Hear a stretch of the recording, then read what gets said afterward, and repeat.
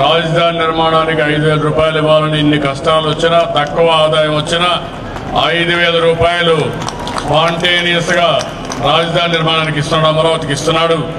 గట్టిగా ఆయన స్ఫూర్తికి చప్పట్లు కొట్టి అభినందించాలి, మనస్ఫూర్తిగా ఆశీర్వదించాలి, గట్టిగా చప్పట్లు కొట్టాలి. 5 సంవత్సరాల్లో అంతకుముందు 20% జరిగింది సార్ మా ఊరు సిమెంట్ రోడ్ అభివృద్ధి. ఈ 5 సంవత్సరాల్లో 80% జరిగిందంటే మా ఊర్లో కనీసం చిన్న గుంట కూడా లేకుండా ఊరంతా సిమెంట్ రోడ్. కష్టపడే తత్వం ఎవరికి లేదు సార్. మిమ్మల్ని చూసి మా హోంగార్డ్స్ ఇంకా కష్టపడతారనేసి మేము కోరుకుంటా ఉన్నాం సార్.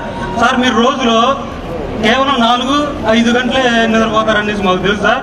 కానీ మేము 8 గంటలు నిద్రపోతున్నా కానీ మాకు చాలట్లేదు సార్. తమ ఆ రహస్యం ఏంటో మాకు కూడా చెప్పాలి సార్.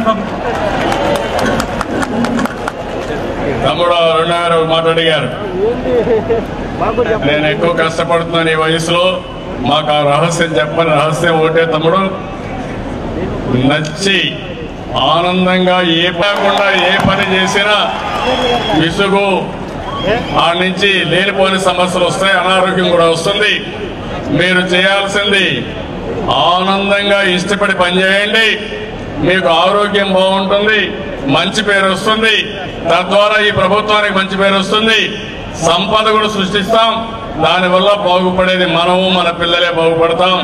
కాబట్టి మీరు కూడా ఇష్టపడి పని చేస్తామని గట్టిగా చప్పట్లు కొట్టి హర్షాన్ని, ఆమోదాన్ని తెలియజేయాలి. Thank you.